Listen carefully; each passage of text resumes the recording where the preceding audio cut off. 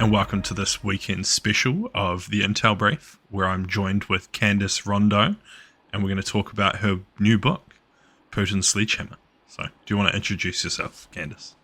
Yeah, thanks, Daniel. Thanks for having me on. I am a professor at Arizona State University, and I also run a program at New America Foundation, which is based in Washington, D.C., called Future Frontlines, which is a public interest intelligence service for next generation security and democratic resilience. Ooh, very interesting. Do you want to tell me more about that? That sounds very interesting. I know, it sounds sexy, doesn't it? Yeah, yeah. So, is it like somewhat like of a charity that is that? What do you kind of mean? Yeah, I mean, I think the idea is, well, first of all, I mean, New America is a nonprofit, and we're also Yep, nonpartisan. So we're not kind of your typical DC think tank. We're yep. not a government in waiting. We're actually, a bunch of folks who really care about the future of democracy and recognize that things are changing in America. So when we talk about public interest,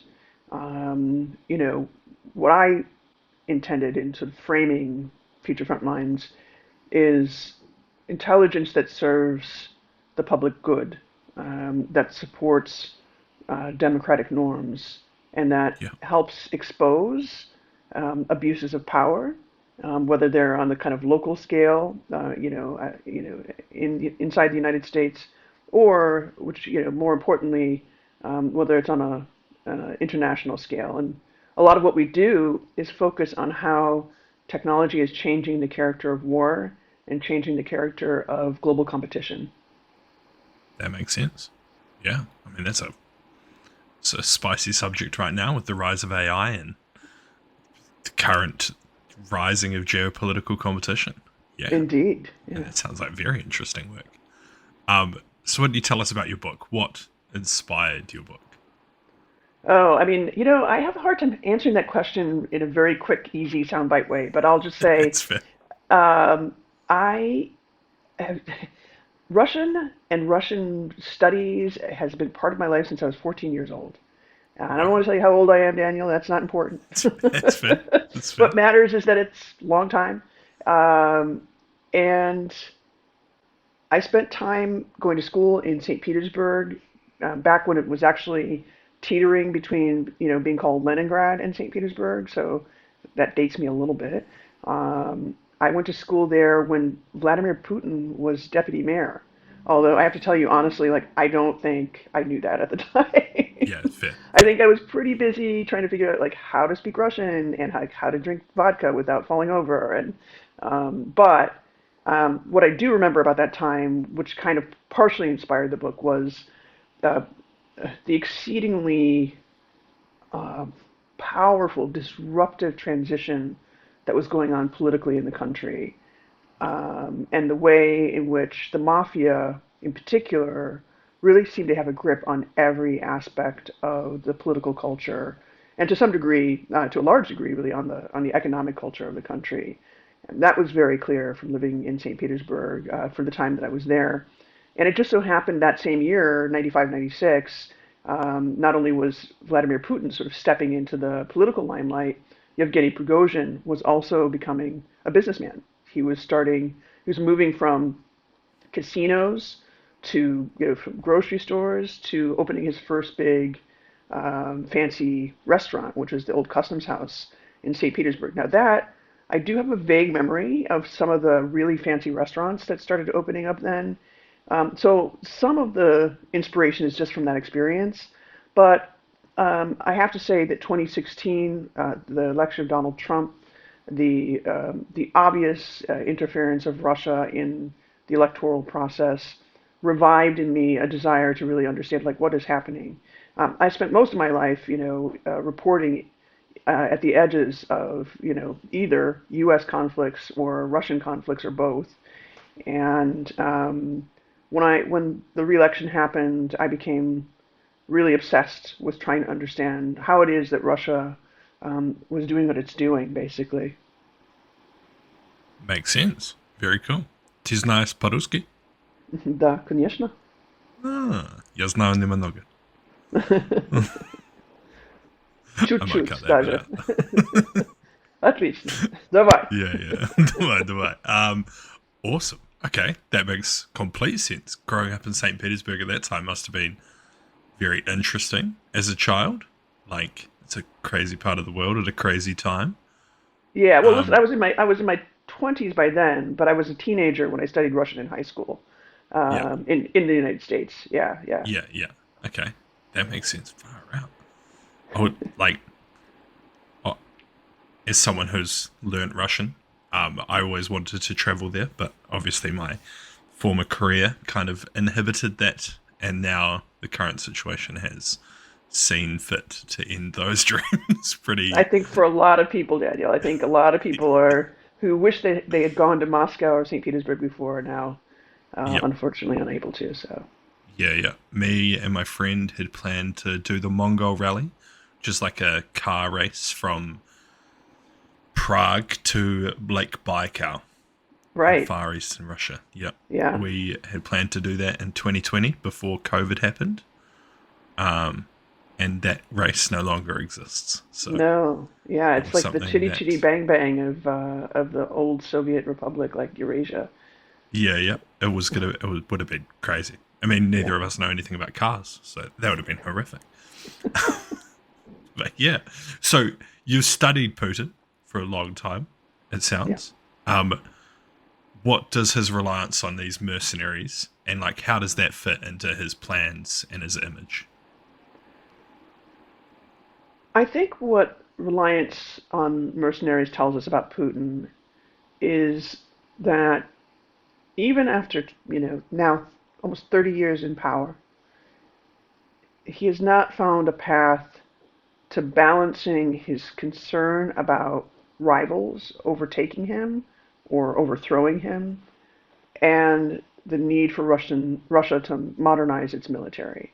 Ultimately, the Wagner Group is a symptom of a problem that has long plagued the Russian military, which is the need for agile, mobile forces that can move swiftly behind enemy lines and maneuver on the battlefield. And importantly, what the Wagner Group brought to the table, in addition to all of those things, which are really important, is a kind of social cohesion that really actually doesn't exist in Russia's conventional military. It's not non-existent. It's just the conventional military, because part of it is conscript based, and another part of it is contract based.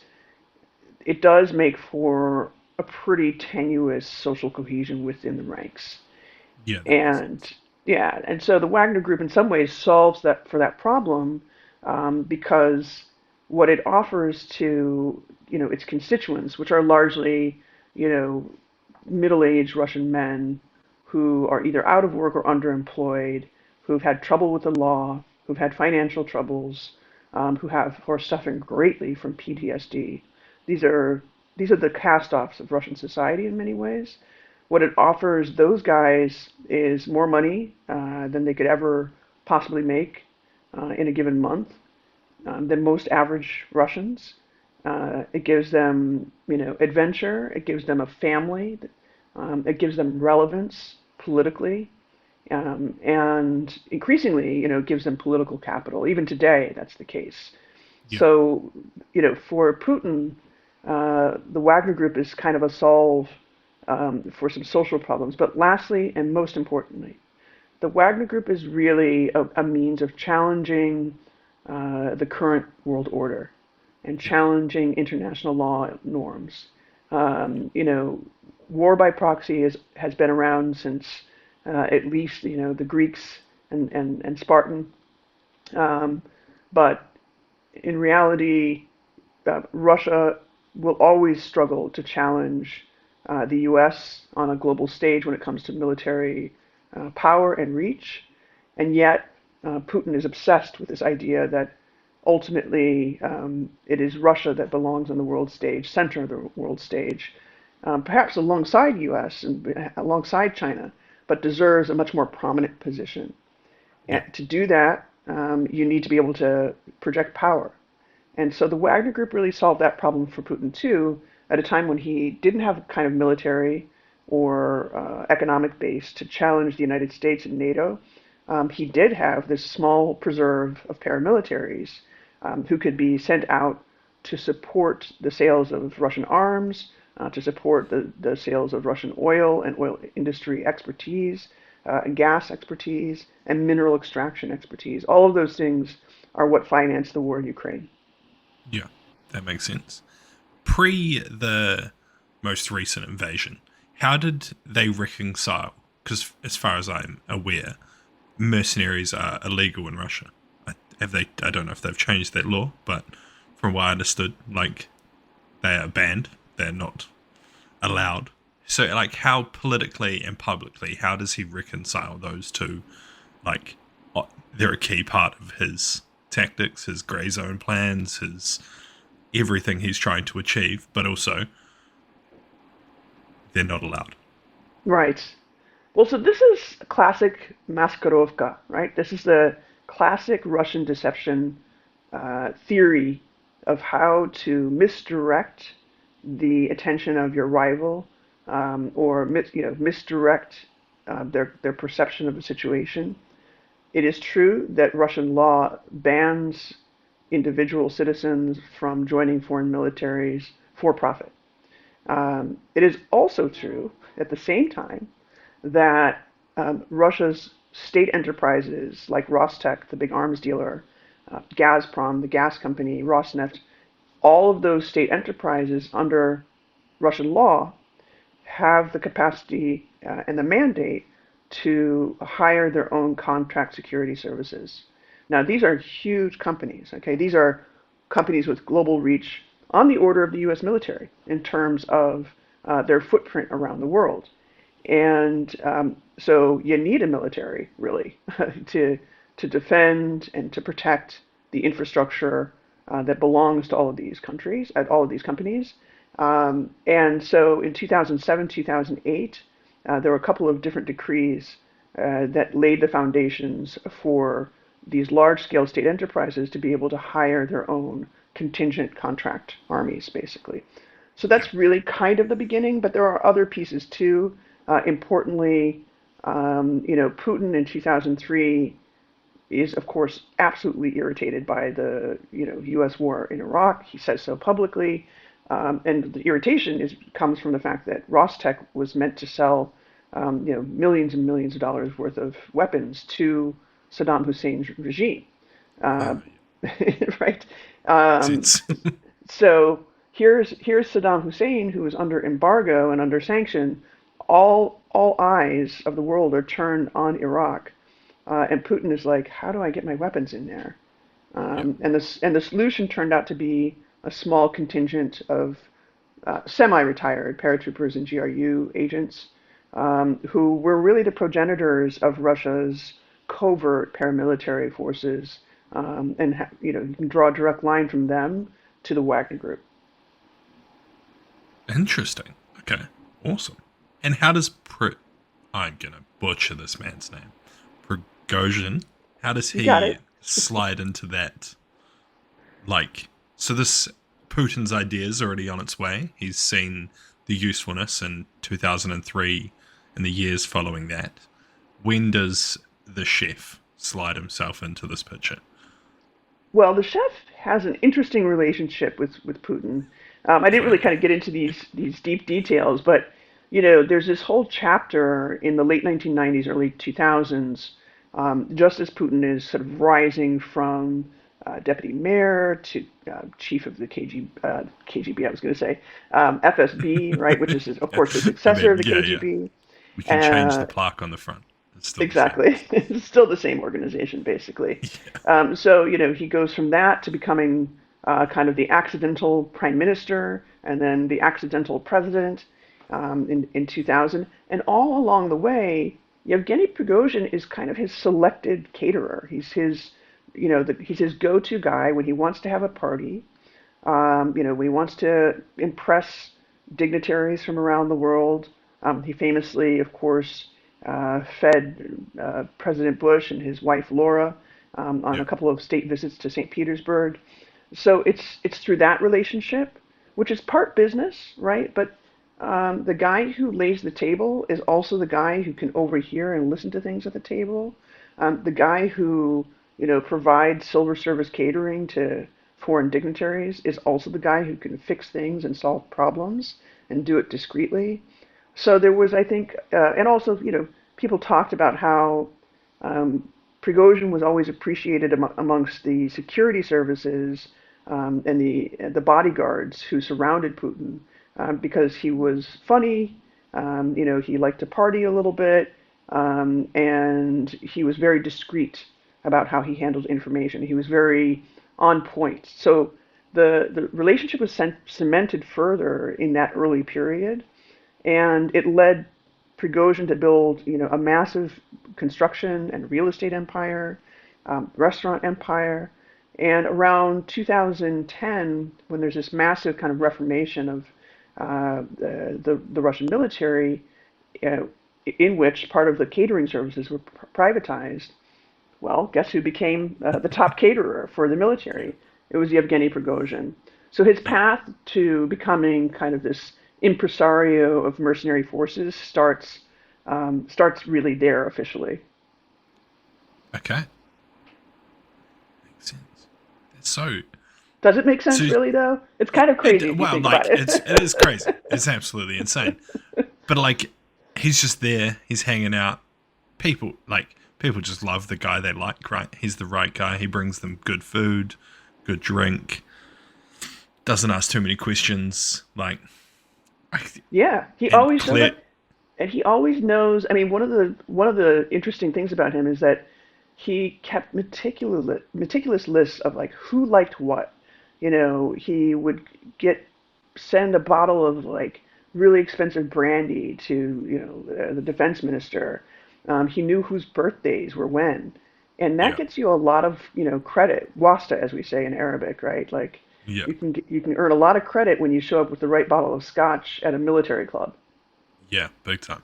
Yeah. And he seems like a pretty tricky man. Like he knew what he wanted to get in some regards and kind of just kept moving himself forward. Yeah, he was an entrepreneur extraordinaire. Yeah, to extreme levels it seems. Um, and then so did he? At what point did he like fully? I don't know how fully he got into like. We all saw the videos and pictures of him during the war later, but like when was that shift where he like kind of I don't know if he ever gave up the whole catering construction side. Like he probably still owned it, but it definitely appeared post 2022 that he was like, he's like on the ground in Ukraine. Like, Yeah. Oh, absolutely. There was absolutely a shift. I mean, you know, to be honest, his catering empire, in terms of like the restaurants and so forth, does start to wobble a little bit. Like everybody, people had wobbles during the recession. He was impacted too, and yeah, that is one reason that accounts a little bit for his aggressive expansion into defense contracting. And then, of course, there were people that he, was surrounded by that benefited financially from his being involved. There were kickbacks. I mean, that's sort of very typical for Russia. Um, I think he progressively transforms into this would-be Colonel Kurtz kind of major domo type. yeah, Starting really in 2018, I would sort of mark it there when there's that major clash between Wagner Group forces and U.S. Special Forces around the ConocoPhillips oil and gas plant over in northeast Syria. yeah, That was, I think, probably one of the moments because it was just a decimating, experience for the Wagner Group. yeah, I think maybe that was a moment when he started to pay a little bit more attention. But the reality was, to be honest with you, Daniel, he was more figurehead and CEO. But when it came to field marshal, battle operations, it was always Dmitry Utkin, the namesake really for the Wagner Group because he had the call sign Wagner. yeah, It was always Dmitry Utkin. It was, Andrei Troshev, the executive director. There were, other leading field commanders who were much more battle hardened, experienced. and they're Yeah. really important to pay attention to. Prigozhin's important, but those guys were important too. His transformation, though, clearly comes after the spring of 2022, when Wagner Group is mobilized in full force, is on the front lines just alongside the conventional army. It's really the Battle of Bakhmut, which was a tremendous slog, tremendous destruction.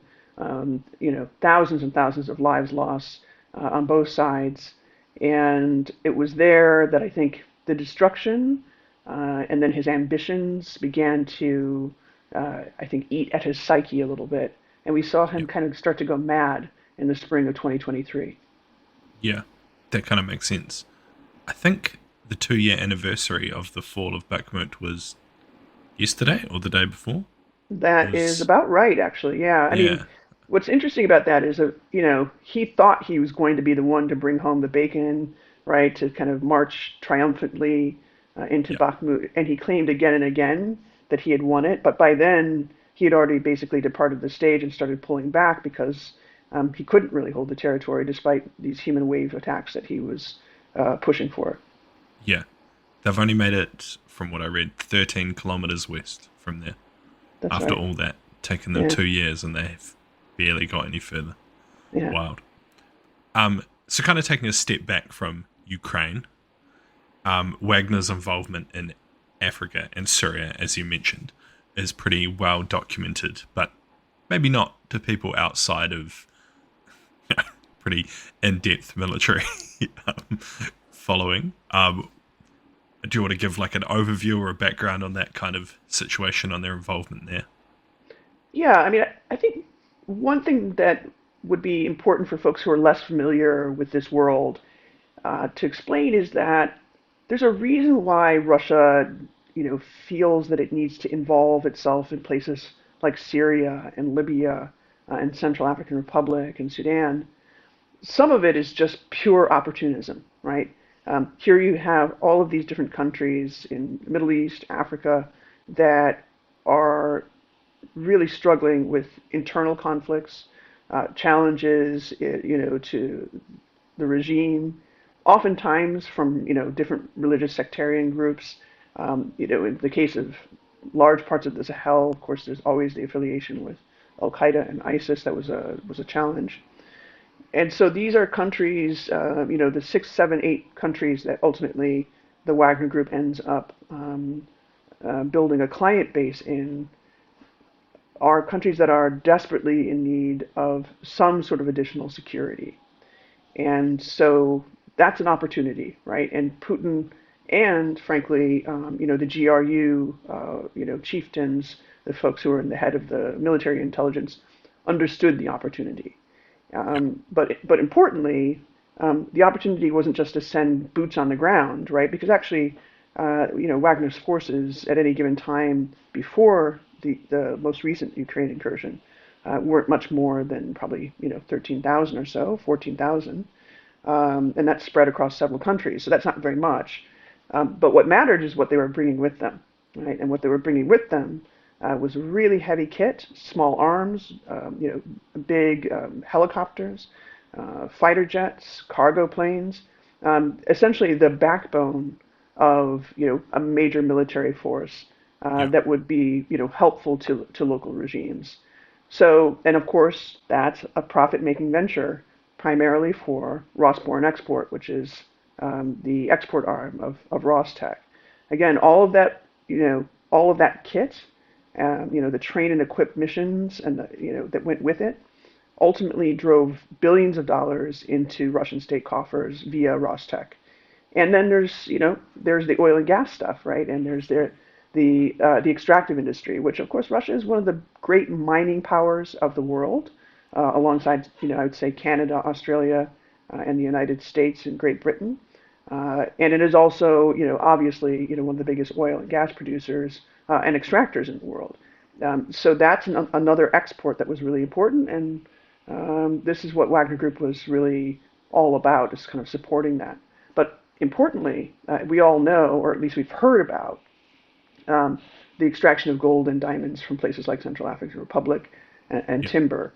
So this is kind of one way to explain the Wagner Group is it's sort of part organized crime cartel, part paramilitary, and then part deception operation. Really, Yeah. it was really designed to help Russia and Putin and the Kremlin, um, enable a sanctions avoidance business, Yeah.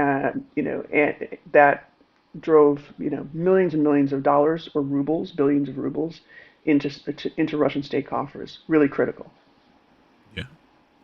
It is quite telling to see because like the rebrand now Africa Corp, I think they call themselves. right?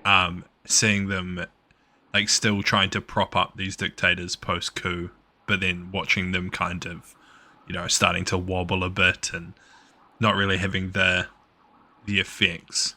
Um, how much of a how much of the loss of Syria do you think is affecting their operations in Africa? So the loss of Syria is really significant. And I just want to sort of note that, of course, since Prigozhin's death in August 2023, there's been some bureaucratic transformation of what we today know as the Wagner Group.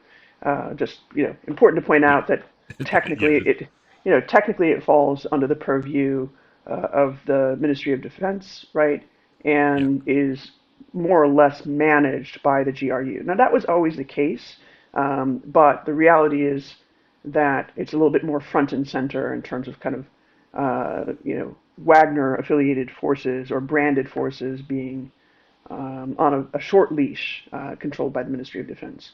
In Syria, they were very critical, of course, especially in this last year. I think the loss of footing there is probably going to make it very difficult for them to keep operating smoothly out of Tartu.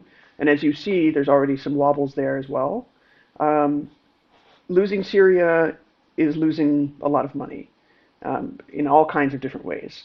Maybe there'll be some bargain brokered there, but it won't include elements of the Wagner Group at all. In Libya, which is where most of the Syrian kit and contingents have been demobilized to, there too, I think we're starting to see some wobbles. mm, And part of that is because of some of the failures that we saw in Mali.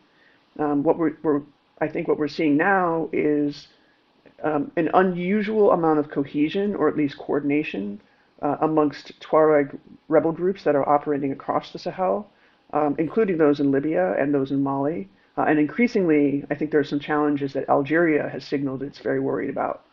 And so that coordination, I think, is going to make it very difficult for Russian forces. We've already seen that as of July of 2024 when Wagner had that big fallout and lost about 84 guys in one fell swoop. So it's challenging now.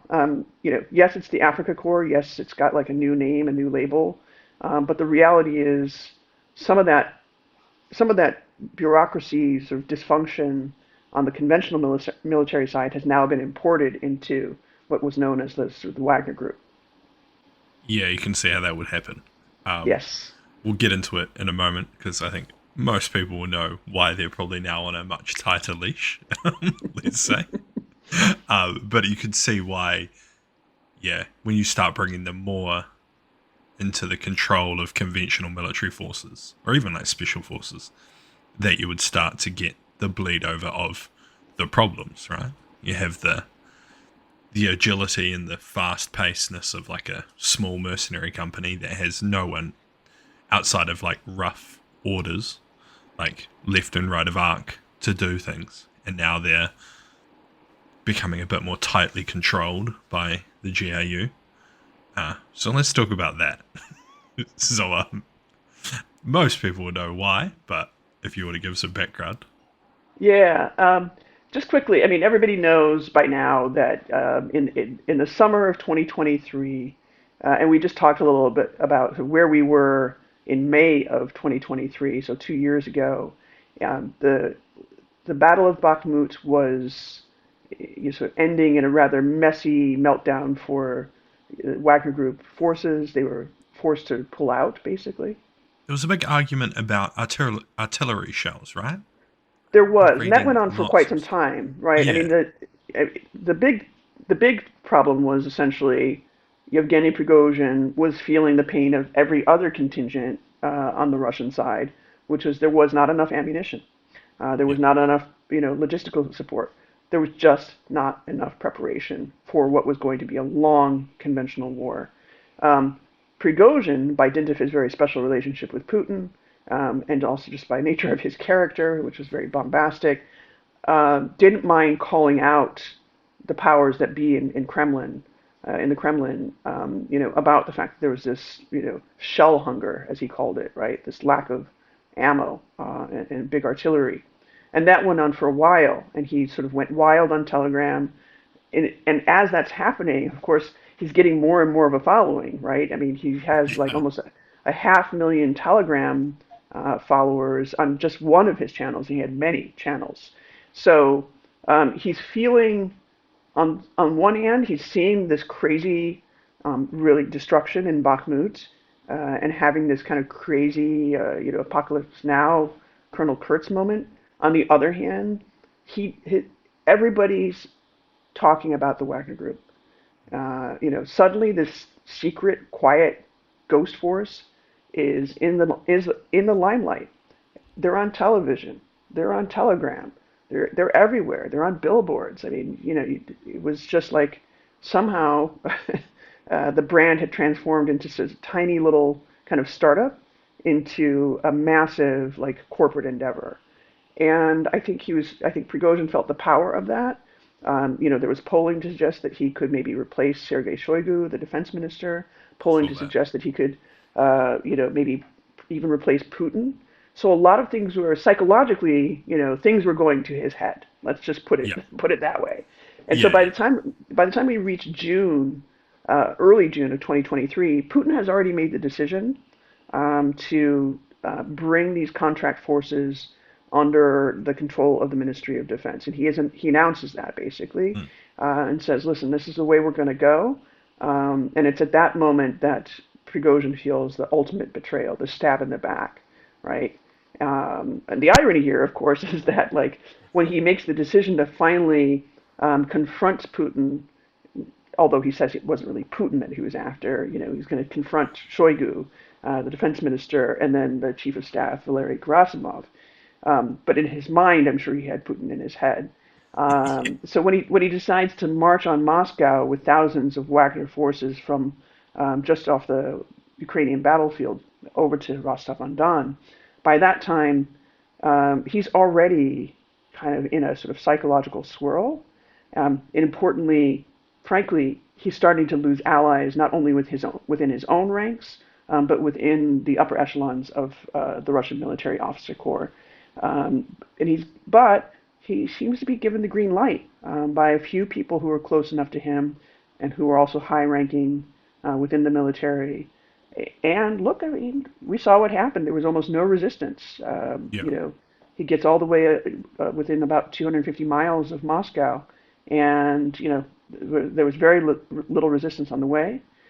So, how did we get there, right? Like how yeah, that's the explanation. It was kind of a combination of sort of psychological swirl, a lot of ego, and a genuine distress over his loss over his political capital.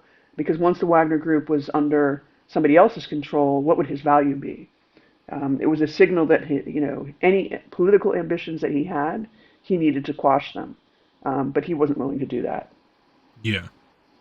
Do you think there was some external forces at play to try um, convince him that he was possibly more important than he could have been, or try and build him up a bit to see if he could, that could cause a bit of chaos?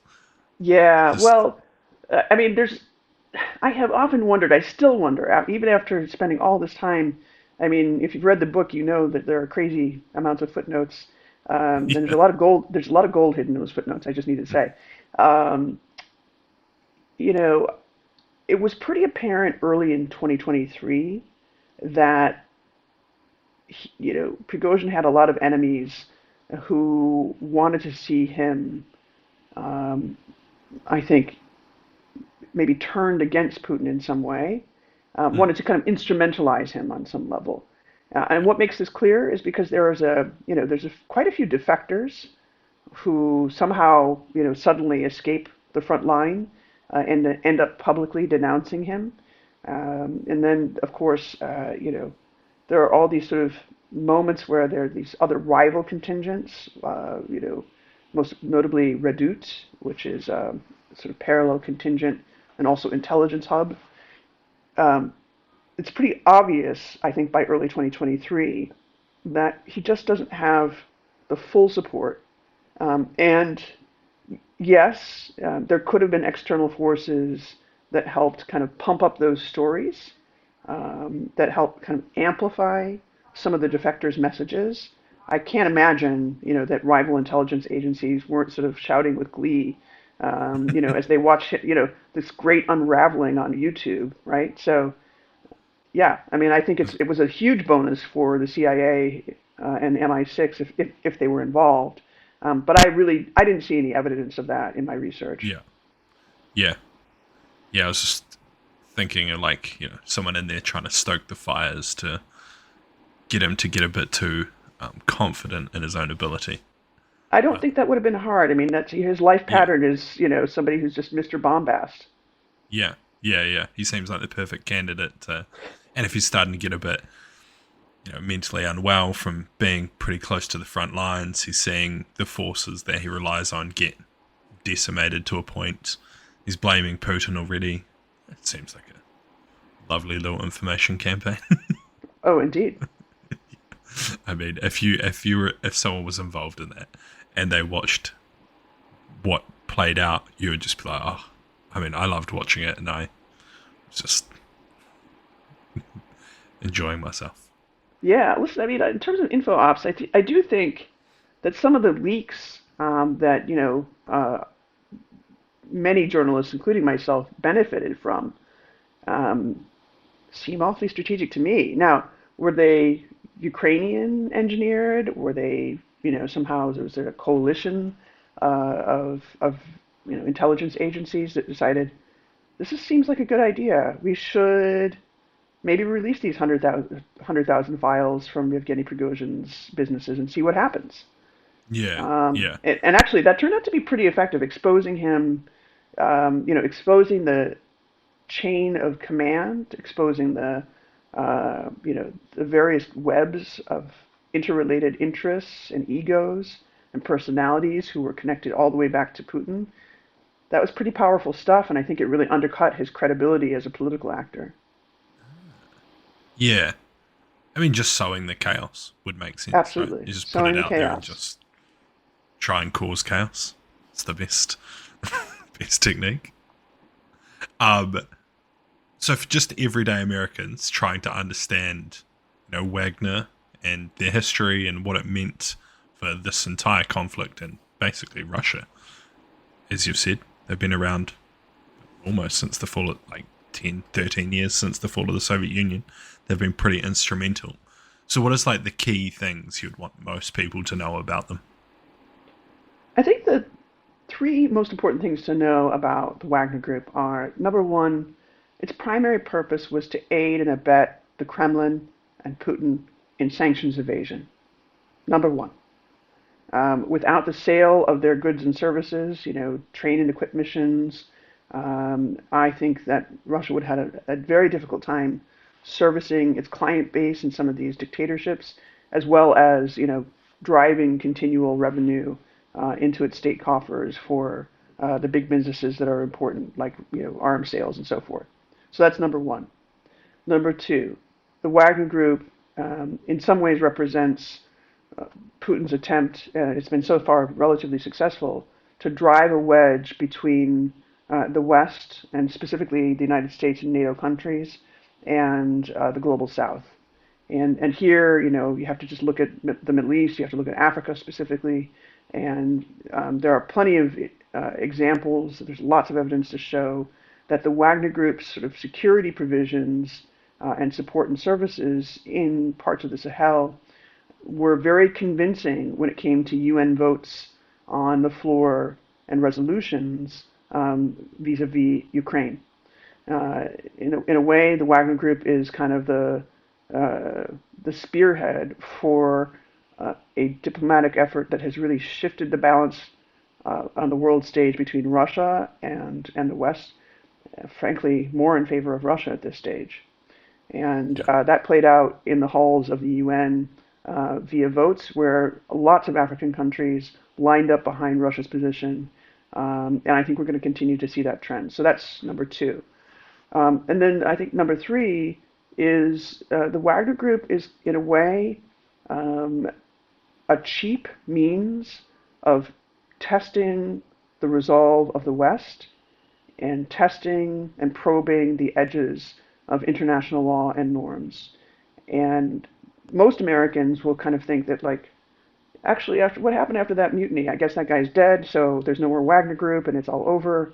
Um, the Wagner Group brand lives on, and even today, I can point to at least 4 or 5 cases where Wagner branded sabotage operations in Europe had a serious impact on Europe's sense of its security, and it continues to be Wagner a very important part of the psychological warfare that Russia and Putin is waging against the West.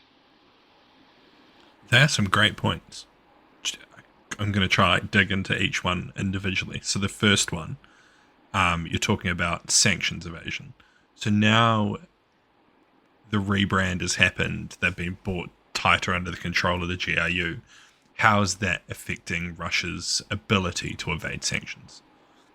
So now it's sort of transformed from advertisement for the Russian way of war to machined for extracting high value goods that will bring hard currency to Russia's coffers. Example, right? Gold extraction in Mali, gold extraction in Central African Republic, and even in Sudan. But I think Mali is the best example because actually, if it weren't for the fact that the Wagner forces, first set foot there in 2021, officially, and sort of used its influence to grow that relationship with the dictatorship in Mali. It is very unlikely that 1 year later, 2 years later, Russia's leading state gold extraction company would be building a refinery in Bamako, right? So this is, in a way, a means for Russia to continue to expand its ability to extract gold. Gold is extremely important because, of course, as we all see, look what's happened. The more instability and uncertainty in the global economy, the The higher the price price goes of up. gold goes. And if anybody understands that more than Putin, it's probably somebody who's sitting over in Wall Street. Probably Jamie Dimon probably knows a little bit more about that than Putin, but maybe not much, to be honest with you.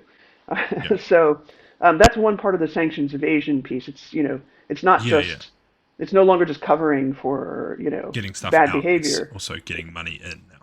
That's right, exactly. Yeah.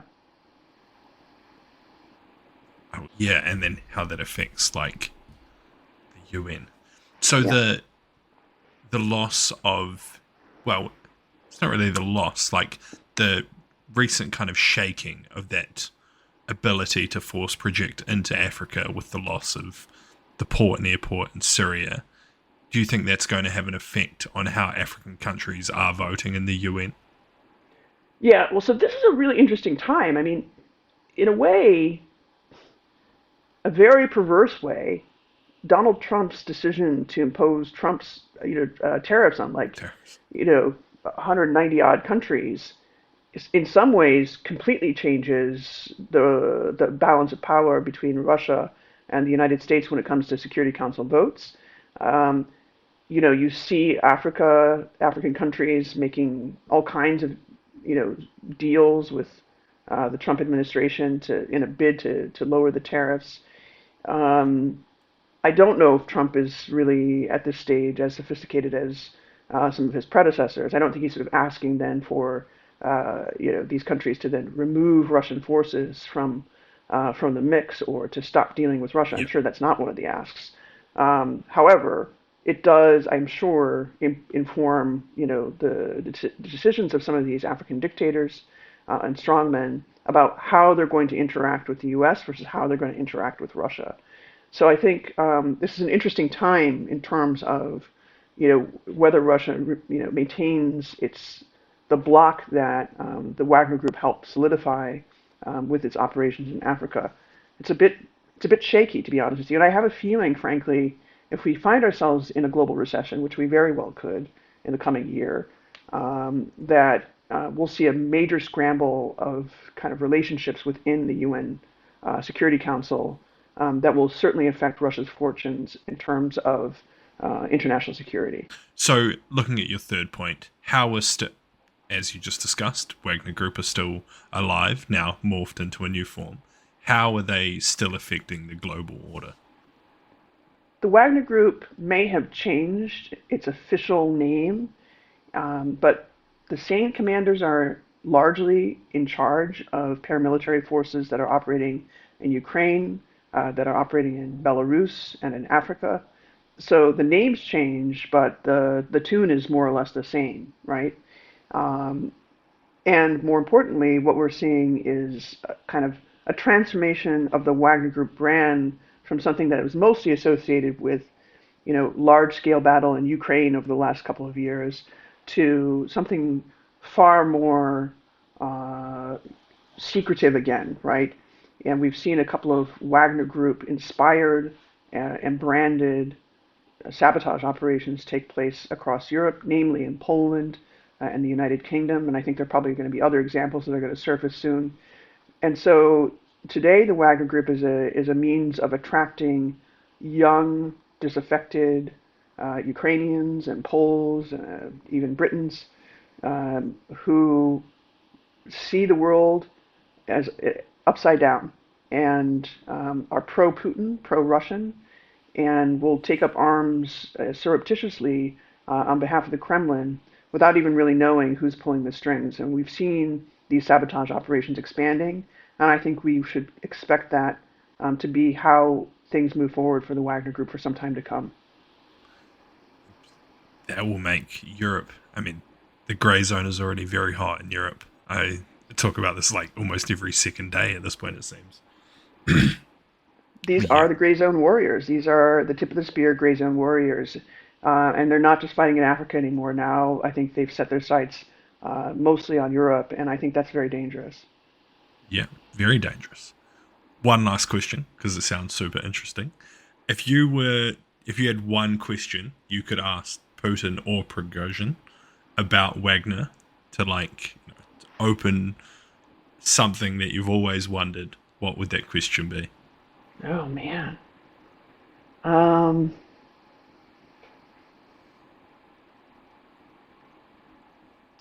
well, I don't think I have any questions for Prigozhin. Fair, fair. It's hard to have questions for a dead guy. I Yep. Yeah, do. I yeah. do have. I have so many questions for Putin, but No doubt. my main question is it's as much about Wagner as it is about his understanding of where Russia is today. And my question for him is, what is the limit of the cost of your forever war? What is it that will? What is a price that is too high for casting Russia as a permanent embattled rival to the West?